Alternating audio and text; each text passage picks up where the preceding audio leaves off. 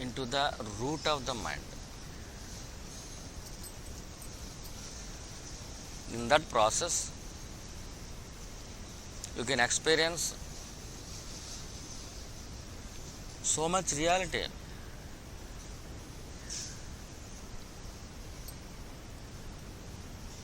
You can easily avoid all the unnecessary ugly things.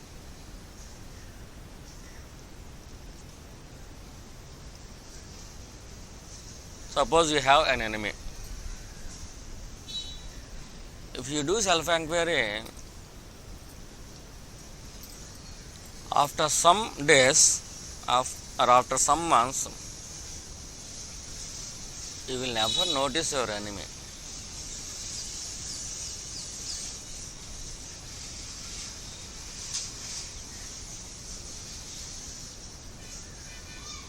Your enemy has no power over you because you are neglecting all his activities. Why are you neglecting all his enemy's activities? You are so busy with our inquiry. Not only that, you are tasting something happiness.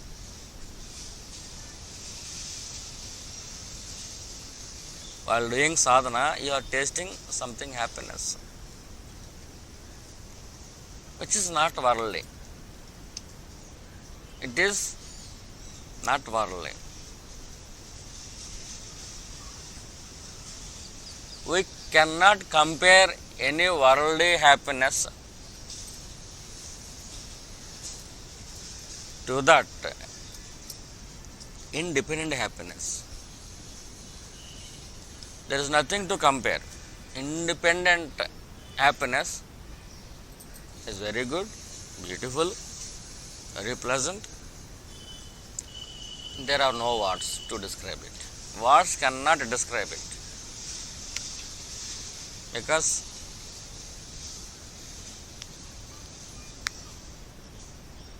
it is beyond world.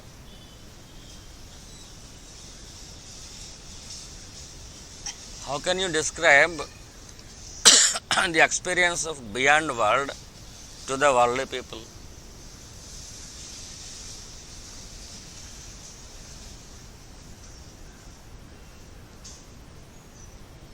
How can you explain the love between a husband and a wife to a child? Totally beyond. The love affair between a wife and husband is totally beyond the premises of that child. He cannot notice, he cannot distinguish, because there is nothing in the child premises.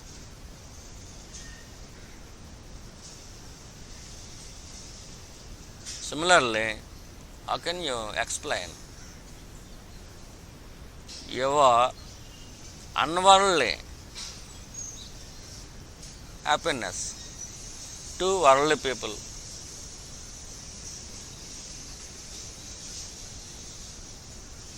Mostly impossible.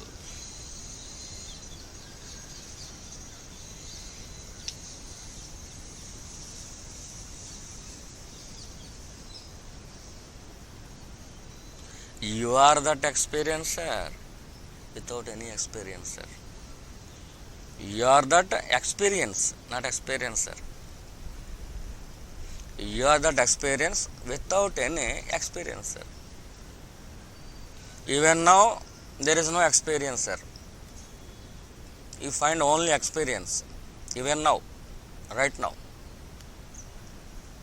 You cannot find any experiencer. There is experience.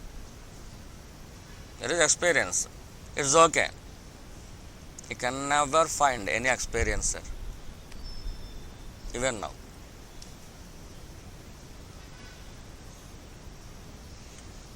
If you eat something, there is experience.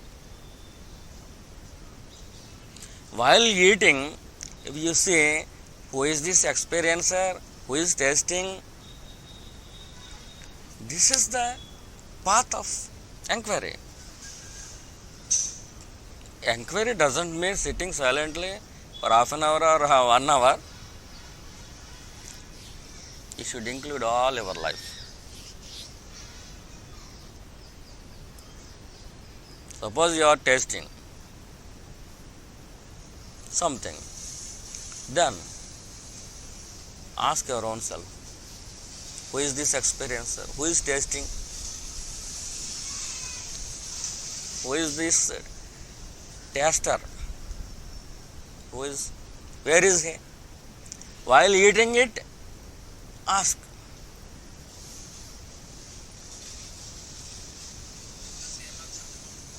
What?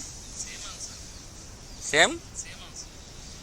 Only experience is there. There is no experiencer. Right now there is no experience. How can you say it as mind? Mind is a 4-lettered word. How can you say it? How can you name it mind?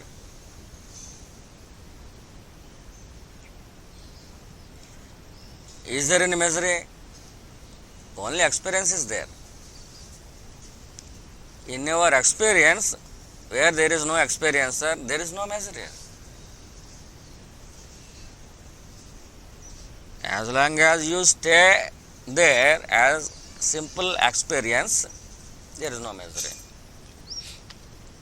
Misery is in mind. Whenever you identify with our body, mind is coming.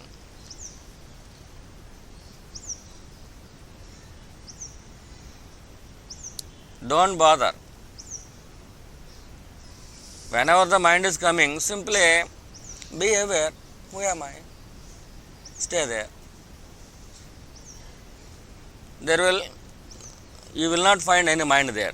So, if there is no mind, there is no misery also. A right path.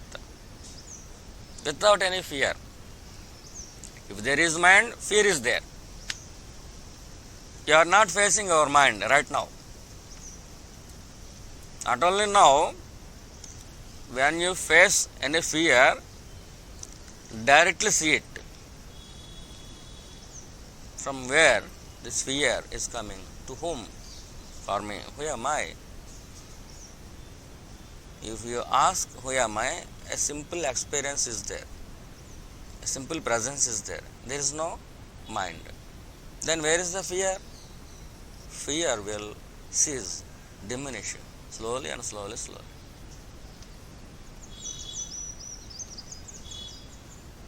You will get rid of your fear. Fear has no existence. Your real existence. You are not that fear. Fear is only creation. There is no fear without any creation, only creation. Creation or imagination has no existence. Images have no life. Your life. Your life. Images have no life. Fear is an imagination only. It has no life. If you give imagination to imagination, then it will get life. They are called ghosts, devils. Actually, there is no devil. You are giving energy to that imagination to become a devil. That's why your mind is the creator of our all problems.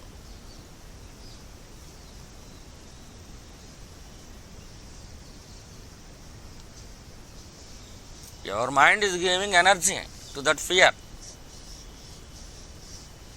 so that to become a devil. Suppose a boy is there, there is a slate, he had drawn a figure.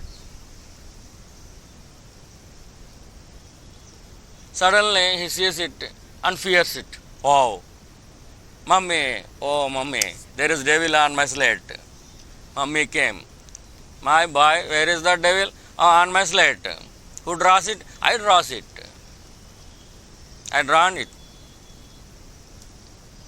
That child drawn the figure.